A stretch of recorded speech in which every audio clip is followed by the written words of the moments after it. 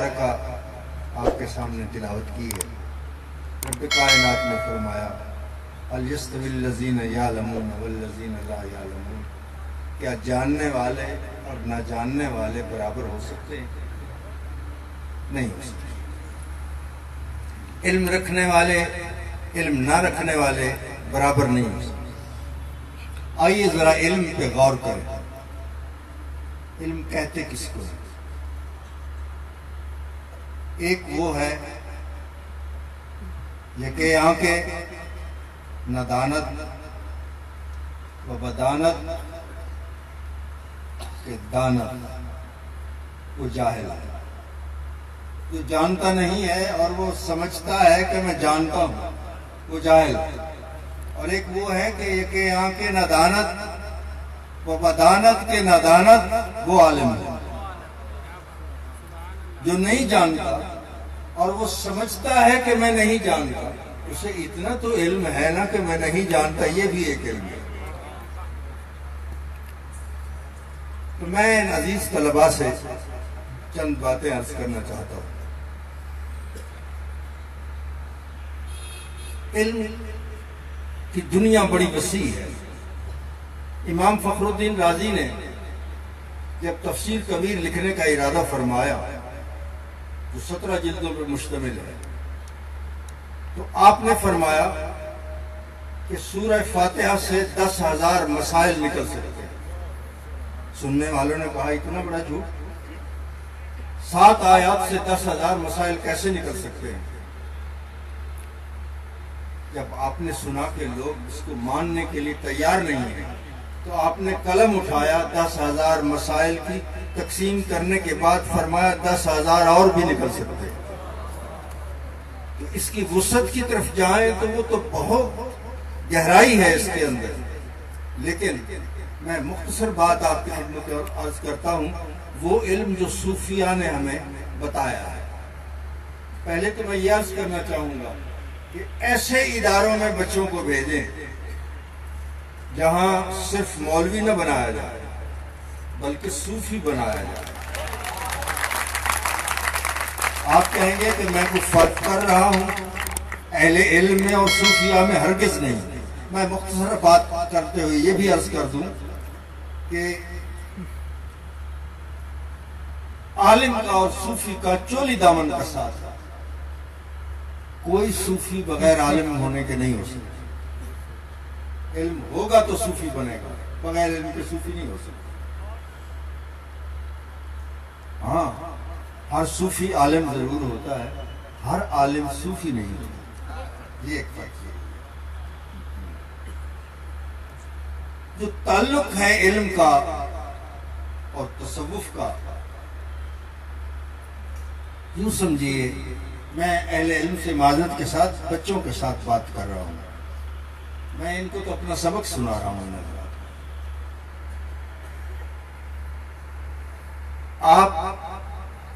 اگر آپ کو گھی کی ضرورت ہے، خالص گھی کی، اس کا طریقہ کار کیا ہے؟ اس کے لیے پہلے دودھ کا ہونا ضروری ہے،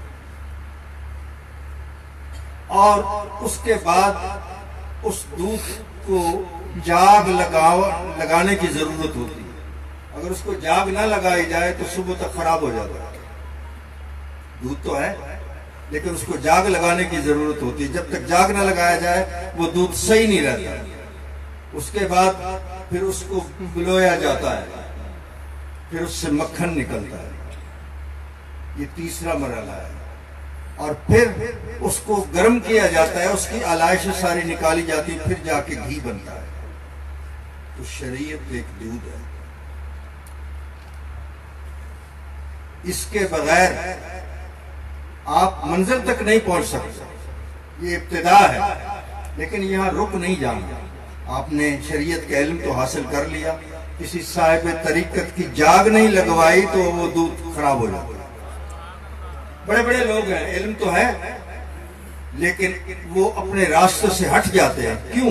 اس لیے کہ جب ہم مدرسے میں داخل ہوتے ہیں تو اہل علم حضرات ہمیں گردانیں یاد کرواتے ہیں۔ گردان کیسے یاد کروائی جاتی ہے؟ آنا نانا، آنا نانوں سے شروع ہوتی، میں ہم. جو صرف مولوی ہیں، صرف مولوی ہیں، ان کی گردان آنا نانوں سے ہوتی. آنا مانا میں، نانو مانا ہم، یعنی وہ گردان ہی یہی کرتا ہے میں ہم. اور صوفی جو ہوتا ہے اس کا پہلا سبق لا کا ہوتا ہے کہ مٹ جا کسی کے عشق میں تیرا مقام ہے یہی، توڑ دے کاسہ مراد عشق گداگری میں. اس کی لا سے ابتدا ہوتی ہے. اور اس کے بعد پھر شیخ جب اس میں مدانی ڈال کے اس کو بلوتا ہے تو پھر معرفت کا مکھن نکلتا ہے. وہ مکھن نکلتا ہے تو پھر اسے گرم کرتا ہے، اس کی علائشیں نکال دیتا ہے تو پھر حقیقت کے گھی تک اس کی رسائی ہو جاتی ہے. یہ وہ طریقہ کار ہے جو ان صوفیاء کے ہاں جو صاحب نسبت بھی ہیں، صاحب علم بھی ہیں، صاحب تصوف بھی ہیں، یہ تمام خوبیوں کے حامل ہیں. ان کے اداروں میں یہ چیز پڑھی جانی چاہیے.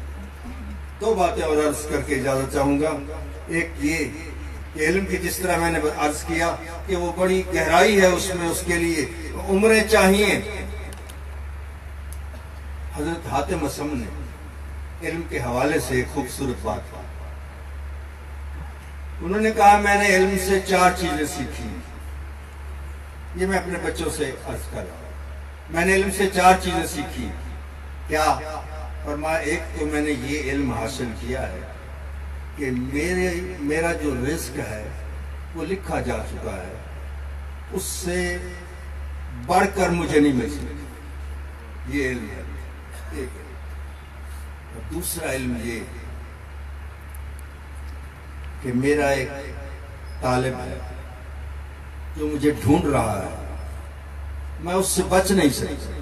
وہ میری تلاش میں ہے، میں اس سے بچ نہیں سکتا، اور وہ ہے موت. میں اس سے بچ نہیں سکتا. اور موت کے حوالے سے میں ایک بات آپ کی خدمت میں عرض کروں کہ دنیا میں جھوٹ بھی بولے جاتے ہیں، سچ بھی کہے جاتے ہیں. اگر سارے جھوٹ اکٹھے کر کے آپ اس میں سے دیکھیں سب سے بڑا جھوٹ کون سا ہے، اور اسی طرح سچ جو ہوتے ہیں سارے سچ اکٹھے کر کے آپ اس میں سلیکٹ کریں کہ سب سے بڑا سچ کون سا ہے، تو یہ آپ آج یہ بچوں سے میں عرض کر رہا ہوں، آج یہ بات سمجھ لیں کہ سب سے بڑا جھوٹ کیا ہے. آپ کہیں یہ کوٹھی میری ہے، یہ کار میری ہے، یہ زمین میری ہے، یہ پیسے میرے ہیں، یہ دکان میری ہے. اگر آپ کی ہوتی تو جب دنیا سے چلے گئے ہیں تو آپ یہ ساتھ لے جائیں. یہ سب سے بڑا جھوٹ ہے کہ آپ کسی چیز کو اپنی ملکیت قرار دیں. یہ سب سے بڑا جھوٹ ہے. اور سب سے بڑا سچ کیا ہے؟ موت. موت سب سے بڑا سچ ہے. لیکن یہ اولیاء کرام جو ہیں ان کے بارے میں ذرا یہ لفظ سوچ سمجھ کے استعمال کیجیے. موت آنی تھی، فقط آنی تھی. کیوں؟ ایک مسئلہ، آپ جا رہے ہیں، آگے کوئی صاحب آ رہے ہیں، آپ کے لیے مسنون ہے اسے کہیں السلام علیکم، اس کے لیے واجب ہے وہ کہے وعلیکم السلام. سنت اور واجب. لیکن اگر کوئی سویا ہوا ہوگا اسے سلام مت کرو، اس لیے کہ وہ جواب نہیں دے سکتا تو اس کے لیے ضروری ہو جائے گا اسے سلام نہ کرو. ٹھیک ہے؟ زندہ ہے لیکن سویا ہوا ہے اسے سلام مت کرو. لیکن جب آپ قبرستان سے گزریں تو اس وقت کہیں السلام علیکم یا اہل القبور. بھئی جو زندہ تو ہے لیکن سویا ہوا ہے اسے تو سلام مت کرو. لیکن یہ جو قبروں میں پہنچ چکے ہیں انہیں سلام کیوں کیا جائے؟ اس لیے کہ قبروں میں سارے نہ مرے ہوئے ہوتے ہیں نہ سارے سوئے ہوئے ہوتے ہیں. کچھ زندہ بھی ہوتے ہیں اور جاگ بھی رہے ہوتے ہیں. آپ کہیں گے یہ کہاں سے؟ میں آپ کے ساتھ علامہ اقبال کی بات عرض کرتا ہوں. علامہ اقبال نے خوبصورت مسئلہ بیان کیا. وہ کہتے ہیں جانے کے بخشند دیگر نہ گیرند. آپ کسی کو کوئی چیز تحفے میں دے دیں واپس نہیں لیں گے، تو جب آپ کو زیب نہیں دیتا کہ کوئی دی ہوئی چیز واپس لے لیں تو رب کائنات بھی جان بخشی ہوئی واپس نہیں لیتا. تو پھر آدمی مر کیسے جاتا ہے؟ آپ کو کہتے ہیں یہ میں بتا دیتا ہوں کہ آدمی مرتا کیسے ہے۔ فرماتے جانے کے بخشند دیگر نگیرند آدم بمیرت از بے یقینی۔ لوگ دو طرح کے ہوتے ہیں، کچھ یقین والے ہوتے ہیں، کچھ بے یقین میں ہوتے ہیں۔ بے یقین یہاں بھی مرے ہوئے ہیں، وہاں بھی مرے ہوئے ہیں، یقین والے یہاں بھی زندہ ہیں، وہاں بھی۔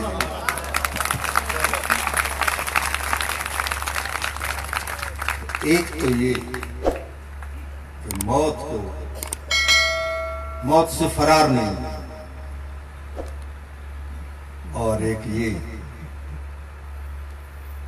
کہ میرا رب مجھے دیکھ رہا ہے۔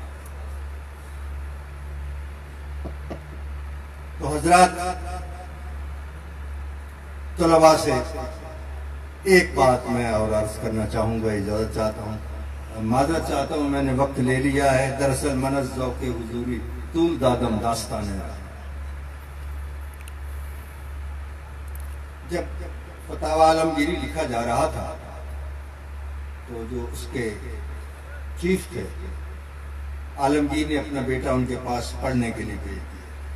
تو استاد کا تو حق ہے کہ وہ چاہے ڈانٹ سکتا ہے، مار بھی سکتا ہے، آج کل تو پابندی ہے اس چیز پہ، لیکن پہلے دور میں بادشاہ بھی جب بچوں کو بھیجتے تھے تو تختی پہ خود لکھ کے دیتے تھے کہ جور استاد بہز مہر پدر۔ باپ کا ظلم بھی، استاد کا ظلم بھی باپ کی محبت سے زیادہ بہتر ہوتا ہے۔ تو استاد نے ڈانٹ دیا، اور بچہ چونکہ بادشاہ کا بیٹا تھا اس نے استاد کو ایک تھپڑ مار دیا۔ جب بادشاہ کو پتا چلا اسے بڑا دکھ ہوا، اس نے کہا اب کیا کیا جائے؟ ایک اپنا خاص معتمد علیہ آدمی ایک تھیلی جواہرات کی دے کے روانہ کیا، جاؤ معذرت کرو اور یہ بھی نذرانہ پیش کرو۔ وہ جب جا کے اس نے دیا، آپ نے وہ تو واپس کر دیا، ایک چٹ پہ ایک شعر لے کے دے دیا۔ فرمایا گر 100,000 لال و گہر میدی ہی چسود، اگر لاکھوں مجھے لال اور جواہرات دے دے اس کو مجھے کوئی فائدہ نہیں ہوگا۔ کیوں؟ اس لیے دل را شکستائی نہ کہ گوہر شکستائی۔ تو نے کوئی موتی نہیں توڑا، تو نے تو میرا دل توڑا ہے نا، تو دل کے توڑنے کا تو کوئی بدل ہی نہیں ہے، تو اس کا کیا حال ہو سکتا ہے؟ تو میں بچوں سے یہی کہوں گا، استاد کا احترام، استاد کا ادب ہمیشہ پیش نظر رکھو۔ وہی کامیاب ہوتے ہیں بچے جو استاد کا احترام کرتے ہیں، ہمیشہ احترام کرتے ہیں، بڑے بڑے منصب پہ پہنچ جائیں پھر بھی وہ استاد کا احترام کرتے ہیں۔ خاص طور پہ یہ ادارہ، جس ادارے نے آپ کو اتنی صلاحیتوں سے آراستہ و پیراستہ کیا ہے، کہ ہمارا بھی ادارہ ہے ہمارے آستانے پہ، تو